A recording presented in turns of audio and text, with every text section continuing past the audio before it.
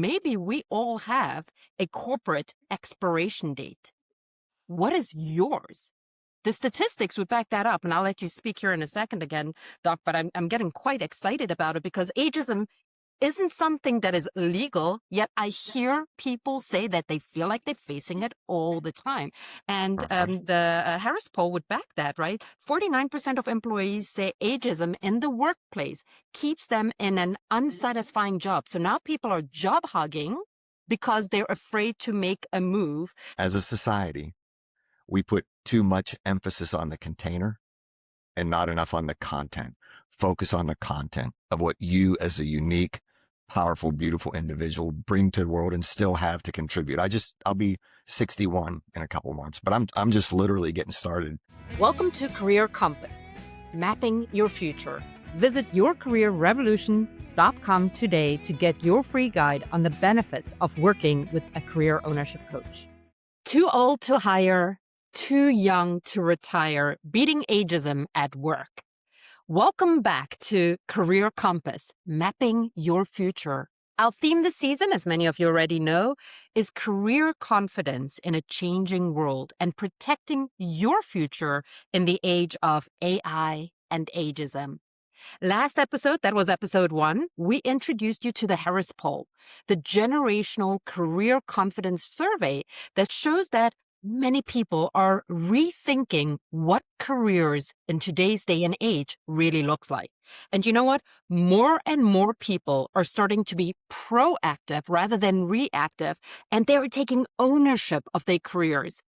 Interestingly enough, last time we spoke about it, this time I'll mention some of the statistics again from the Harris poll, but Americans are now seeing business ownership as a viable and often, get this, more secure alternative to traditional careers, right? So I think the statistics said 83% think it's more viable than traditional careers. 70% think that there's more opportunity to doing something yourself, working on your own dream versus somebody else's. And 66% said that it actually offers more security than a job. So I'm so excited to have Doc back here with me again because this is exactly what we're going to be talking about today, right, Doc?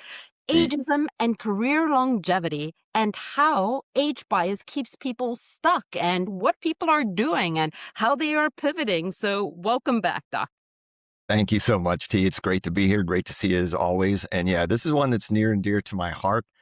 So I'm excited to talk about it today. And just to tee it all up, there actually is hope and there are tons of ways to leverage your experience that you bring to the table. Gosh, yeah. No, I love that you start with the good news, right? Otherwise, we would just want to go and, I don't know, call the suicide hotline, right? And don't, not quite yet, because there's actually a lot to be excited about. But if you feel like you may be facing ageism, right? Maybe you've got your resume out there. Maybe it's taking a lot longer to find that dream job. One of the things that I would encourage you guys to do, if you haven't already done this, go and check out our website. Go to careercompassshow.com. Maybe even pause this podcast right now and go ahead and take the career threats assessment, right? It is good to kind of just get your finger on the pulse of where you may be. Definitely, it normalizes things, right? There's nothing wrong with you. It's not like you're not adding value. This is something that so many people are facing. So yeah, take the assessment, maybe even before you listen to this podcast, or certainly once you've listened to it, and see, where you may be and how it may be affecting you. So if you feel that you may be facing ageism, this episode is definitely for you. So, Doc, why don't you frame it up for us a little bit and talk about, what's been going on, what people are seeing, what you think about it? Well, so that's good. So a couple of things, and if I could, I'm going to start off with a little story of my first real world introduction to ageism. So when I was an apprentice to a speaking mentor, just starting in my speaking business and was hanging out with him and, speaking on different stages all over. One of the things I did, because I thought it would make me look more presentable and more relevant, is, that hair dye, the Just for Men? Yeah. right? That you see advertised, not anymore so much, I don't think, but I don't know if you can tell, but I have a little bit of, I call it platinum blonde. My There you wife go. calls it gray, but I actually used that just for men before we went to an event. And I showed up, my mentor said, dude, what happened to your hair? And I was like, well, a little bit of the gray was starting to come through, and I want to look more in touch with the times, more presentable, more relevant. And he said, you're totally missing the point. As a speaker, as a coach, as a trainer, your gray hair is a badge of honor and a sign of wisdom and experience. And in my experience, he said, people view it that way, right? The gray hair kind of equals respect in this business professionalism, what we're doing in the speaking, coaching, and training, right? So that really opened my eyes to, it really is a sign of experience and wisdom. The school of hard knocks, our life journey, our education, everything that we've been through up to this point in time that just really helps to make us who we are is so much leverage in the business world and the entrepreneur world. And the thing I love about career coach, and I'll stop after this and turn it back to you, is that stuff can be leveraged in such a powerful way once you discover what you're truly passionate about, right? Get clarity on that with the assistance of a career coach, because then you can create alignment and congruency in your life to then leverage all of that stuff in a meaningful, impactful way. So that's my story. And I'm sticking to it. Oh my gosh, and so much to unpack there. And, I love, how your mentor and your coach at that moment in time said, this is something that you should be proud of. This is a badge of honor. So isn't it interesting that we find ourselves in a day and age where people are questioning whether their age is actually something that's going to be held against them? Is it still an asset or has it become a liability, right? Do I need to color my hair, so that I appear more youthful? Because, gosh, one of the things that I've heard so many times as we're speaking to people who are in career transition, that, it used to be that you thought, okay, this is something that's going to hit somebody in their 60s, right? But, we speak to somebody 60 years old. And just this morning, we spoke to somebody who said, gosh, yes, I'm in my 60s, but I feel like I'm 35, right? Mhm. So 60 is not what it used to be. But, it used to be that people were like, well, maybe that person's thinking about retirement, right? Maybe they're getting ready to sunset their career, right? They're certainly on the tail end. So they were on the wrong side of 60 if they found themselves out of a job having to re-enter the workforce. Now we're starting to hear that people saying like, gosh, I barely had my 50s. I had a wonderful career, amazing education, graduated from a prestigious college, haven't had to update my resume maybe in 10 years, 15 years. And due to a right sizing, capsizing, downsizing, call it whatever you want to, it sucks, right? But now they find that they're on the wrong side of 50. And it doesn't stop there yet. We're speaking to people in their 40s who feel like they're just getting warmed up. And guess what? Right? Once they lose that job, once something happens that's outside of their control, it is so much harder to re-enter the workforce, right? So, we talk a lot about the fact that, maybe we all have a corporate expiration date. What is yours? The statistics would back that up, and I'll let you speak here in a second again, Doc, but I'm getting quite excited about it because ageism isn't something that is legal, yet I hear people say that they feel like they're facing it all the time. Mhm. The Harris poll would back that, right? 49% of employees say ageism in the workplace keeps them in an unsatisfying job. So now people are job hogging because they're afraid to make a move, thinking that, they've seen what happened to others and people are becoming unemployable, right? Or they Yeah. feel like they're unemployable. So they're afraid to look for a new job. 69% of Americans say that, gosh, business ownership wasn't really something they thought about, but now it's like forced entrepreneurship because that really seems like the better alternative to protect them against ageism in the workplace. So, I have to celebrate that a little bit because like you said, there is hope and, maybe we just need to look at things from a different perspective. And 79% say that, maybe owning a business allows them to leverage their experience, right? Like, isn't it crazy that people almost want to hide their experience nowadays just so that, maybe they can get an entry-level job or be given an opportunity to re-enter again? So, how can you use it as an asset? How can you use your age and your wisdom, right, as something that is absolutely transferable?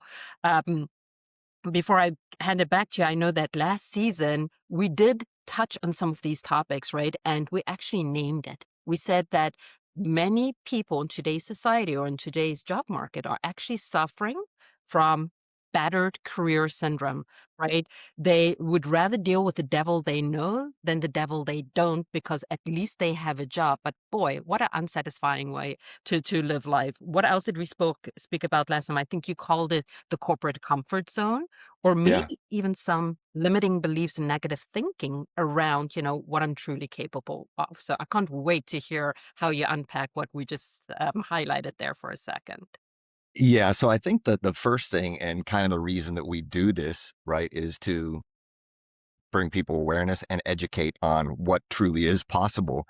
And so that's really the first thing, right? Is I think generally speaking, society has kind of trained us to believe, right, that the corporate job, and I'm by no means downplaying it because corporate America, small businesses, large businesses, I mean, they make our lives so much better, provide products and services that we do truly need. However, there's a lot of entrepreneurship, right, and franchising and small family owned businesses that make up, I think, the larger portion. When you look at, statistically speaking, they comprise the bigger market at a smaller level. So the first thing is just really even becoming aware of what's possible, what's out there, and what some of the options might be, right? Which is, again, a career coach can really help you unpack that, because the second piece of the puzzle is then, like I mentioned earlier, to create that alignment with what do you truly want to do? Like, what's going to move your needle? How can you serve others at a higher level that fulfills you and impacts the world at the same time, right? Because they do coexist, and that stuff is out there. But a lot of times we're just so locked into our ops tempo, our habits, our patterns, that we don't really take a minute to pause to try to unpack that and find out what that thing is, right? Which your career coaches are so amazing. I mean, I've worked with them and talked to them, and they're so amazing at doing that. Just walking people down a path to help get them to a place of, aha, right? There is more out there. There is something for me. There is a way that I can fit in. I can contribute. I can make a difference, right, to the world. Yeah. And one of the quotes I love, and I'll just turn it back over to you after this, is I've been saying for quite a while, and I might have mentioned this before, right? Is we can either change before we need to or because we have to, and the choice is ours. So this is one of the things for our listeners out there. If you're feeling in any way, shape, or form that you're called to something different, that maybe you're feeling kind of not as comfortable as you used to in your corporate job, and you're looking for that something different, explore this opportunity and make the change now before you need to, versus waiting and putting your head in the sand and then changing because you have to. Because they're two totally different places to be. When you can change before you need to, you're in control. You're researching, you're building, you're growing. Changing because you have to means like you're in a position now where you got to react right now, right? Before things get worse. So, anyhow, Yeah, and you don't want to do that from a point of desperation, right? Because then you're wanting and needing as opposed to, seizing the opportunity. Yes, it's going to be outside of your comfort zone. However, you still have control. So the real question then, I guess, is just, can you afford to wait, or how much longer can you afford to wait? So if your current situation isn't allowing you to have the income, the lifestyle, and maybe longer term, the wealth and equity you want to build, right? It's maybe time to take a hard look at, what your options are before it's too late, before you have to, right, react to it. And I think, there was so much that you spoke about, right? It makes me think about how we have been conditioned as society. I mean, my kid is about to, ready to go to college, and everybody's asking, what do you want to be when you grow up? What do you want to do? Right. And we put these labels on ourselves, like, I want to be in the military. I want to be a business professional. I want to be in marketing, whatever that is. Right. But that doesn't really define us. But yet we put our identity so close to it. So if we can create if we can create an experience where somebody can at the very least keep an open mind and make no decisions and really think about the life they want to create this North Star, and then assess the different vehicles that can get you there, right? Our career doesn't define us, right? In the sense that, I am, and put the label on it, right? But yet many of us were conditioned to do it. We go to school, we go to college so that we can pursue this thing, this career. And that's just a means to an end. If we can break away from that for a second and say, well, what if there's another way of looking at things? And this is what you touched on. You said, right, people are thinking about entrepreneurship. People are thinking about business ownership. You even threw out a word, we call it the F word, right? Because people have this idea about franchising and they don't want to have any part of it. I remember all those things because I almost self-eliminated the option of entrepreneurship or business ownership for myself because I just couldn't identify with, you name the entrepreneur or the maverick of your choice, right? But I wasn't that creative, right? I didn't have this idea or this passion or this vision of how I was going to change the world. And therefore I made it mean I don't fit into that box. I need to stay in this box. But you know what? Thank goodness I had mentors and coaches who could respectfully challenge me to just look at things from a slightly different perspective, because it's forever changed the trajectory of my life and where I'm at Yes. today, right? So if our listeners are thinking that, you know what, I need to figure it out and I need to know exactly where I'm going, and oh gosh, business ownership is too expensive and I'm also not that creative person, so therefore I can't do it. Let's just step back. Coaching is about looking and thinking about things from a perspective that you may have never looked at from before. And I agree, not everybody's supposed to be a business owner or an entrepreneur, but don't make a decision before you gather the facts. Don't rule it out before, you really had the time to learn about it. We talk about EAD, education, awareness, and discovery. And I know you've got so many things that are popping in your head, so I'll give you the opportunity to comment on that. Well, so just the one thing that I did want to say with regards to ageism, right? It is very real. I mean, you covered some statistics that actually show that and talk to it, right? And fundamentally, the superpower that we have as individuals, right, is we can shift paradigms, change beliefs to the point where we're willing to bet on ourselves. Because at the end of the day, that's really the only thing that we can control, right? Is what we do, what we decide, how we respond, how we behave, what we believe. And then the second point, especially when it comes to ageism, like for me, 26 years in the Air Force, 10 years in corporate America, before I even thought about and made the decision to step into entrepreneurship, because my corporate job turned into that I don't want to do this anymore, right? There was no alignment at all. My job responsibility had shifted to something that I was not called or created to do, but I tried to hang in there because I had the big corner office, steady paycheck, the title, but internally I was a wreck. My wife saw it. My friends saw it. So at that time, I navigated that on my own pretty much, reaching out to mentors and friends that were entrepreneurs on an as needed basis, which made the process probably way longer than it needed to be. Now, I will say that everything I learned during that time, I'm able to share with people now.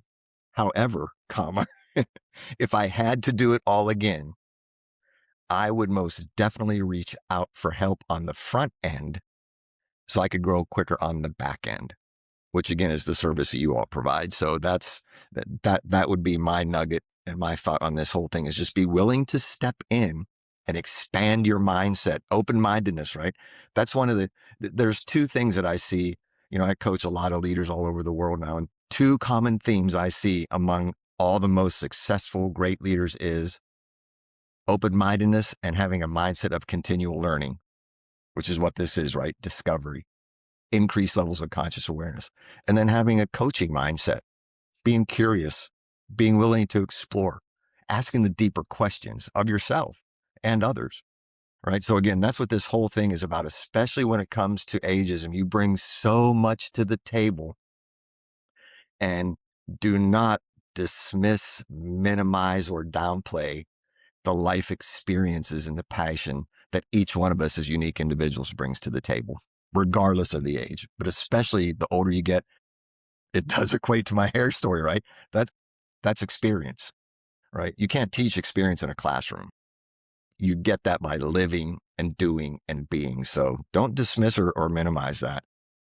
And sometimes maybe this is the counterpart of ageism, right? Like we think we already have learned so much and we know it all. But I forget who came up with this quote, but it is just popped into my head. It's what you learn after you think you know it all that really counts, right? So the invitation here is, you said it multiple times, keep an open mind, right? And we all think we have an open mind until our beliefs get challenged, until the things that we value get challenged. But think about it. What you valued in your 20s may be very different than what you value, when you're in your 30s or 40s or 50s. So at the very least, don't make a decision about whether this is going to be right for you or not, or this doesn't work here, or I don't have the experience. The reason I'm so passionate about it, because now in hindsight, looking back, I did all those things. I already decided that this is not going to work, or I'm not qualified, or I don't have enough money, or what you have. And at the end of the day, it's about, why do we do that to ourselves? Because we don't want to make a wrong decision. It already stinks if you're finding yourself in a position, and this is, where you find yourself in a position where you're looking for a job. The older you get, I'm sorry to say, but it takes longer and it erodes away some of your savings, right? So your that plan for retirement, or what you thought where you'd be financially, it just gets pushed out, pushed out, pushed out. So yes, I get why people don't want to make the wrong decision, or a decision that is going to be fatal, something that they cannot recover from. However, if you keep an open mind and you're open to education, so educating yourself about what the possibilities are, education, becoming aware of what others have done, and have a little bit of a possibilities mindset, right? Like, I know my worldview forever changed. Now I feel like a kid in a candy store, or the world is my oyster, and I just need to make sure that I don't suffer from SOS, shiny object syndrome, because I feel like there's so many things I could execute on, where you're right. I used to underestimate, it's like, well, what do I bring to the table? And people are like, you have incredible work ethic. I'm like, doesn't everybody? Right? Like, that's not, a superpower. And they're like, it is. Or like you said, the experience, that you've gathered over the years, that is not something that, you should just brush over. However, I do get that in certain environments, and especially in the job market, you and I were talking about it, right? Like with AI, and next episode, we'll talk a little bit more about AI is replacing individuals, right? What else did they say? It's, people question, whether if you're too old or too gray, right? Whether you are adaptable, right? Because you're a digital immigrant, not necessarily a digital native, right? So you've got all these things that are elements that are coming at you. But at the end of the day, it's not about making a wrong or a bad decision, but it's about understanding your options, so that you can make an informed choice. And you know what? What I absolutely love about coaching, you're so right, is what our clients are finding. 95% of the time, they end up in something completely different, something they had never considered before, or had prematurely dismissed. But now they had the opportunity to look at things from a different perspective, exactly because they were open to coaching. So you're right. Could you have saved yourself some time, when you were in transition and you were looking at options? Sure, but you didn't know what you didn't know. So how lucky are our listeners today? Yes. At the very least, they know that there is a coaching service out there, right? There is there's some resources that they can tap into so that they can go through these thought exercises, so that they can become more educated. I mean, at the end of the day, what do they have to lose? They've got Yeah, to gain. 100%. And one thing that just popped into my mind as you were saying all that is, and I won't take too long here, but I think this is really, really important, right? We already teed up, kind of the societal view on ageism, right? But truly, again, the power of everything that you've learned along the way as an individual, right? So the quote that just popped into my mind, and I haven't used this one in a while, but this fits perfectly is, I think as a society, we put too much emphasis on the container and not enough on the content. As an example, walk down any cereal or snack aisle in the grocery store.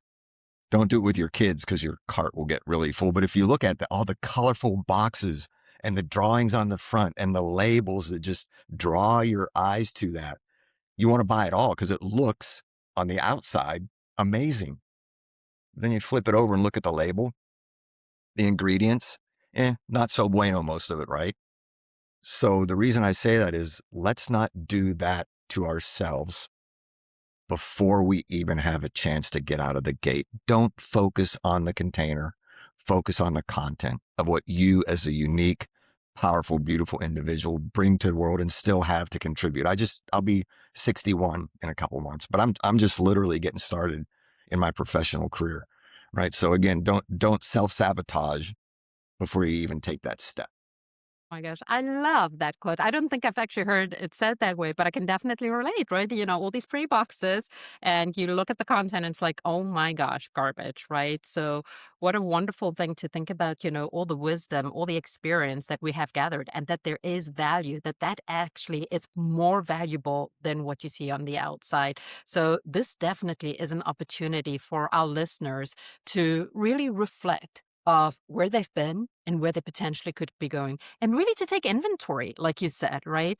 These are learnings, these are assets, these are transferable skills, and then to explore how we can maybe apply those in ways that we've never done before. That is actually where the opportunity lies. So again, for our listeners, if you haven't gone to careercompassshow.com, I would encourage you, go there, take the assessment. One, I think it will normalize it for you. You will realize that you are not alone, but I think you will also gain clarity on the risk that is facing you. And Doc, you said it right in the beginning. Don't wait until you have to make the change. It may not be where you want it to be, but what if this could be the starting point of something even better, even brighter? I too want people to feel like you're feeling right now, right? 61, it's not over. We're not thinking about retirement. There's no sunsetting. We're getting warmed up. This is just the beginning. So I definitely love that. I've already said next episode, we're going to take a deeper dive in AI and technology and, the threats people are facing there. But you always have these nuggets of wisdom, these words of wisdom. So close it out for us today, Doc. Well, again, just to all of our listeners out there, again, take the bet on yourself. Again, I live in Las Vegas, right? And if I were a betting man, I would bet on me every time, right? And again, I want our listeners to do the same thing and take advantage of this absolutely free, no obligation opportunity to explore what's possible. Appreciate it. Always a lot of fun. Thank you so much. Thank you.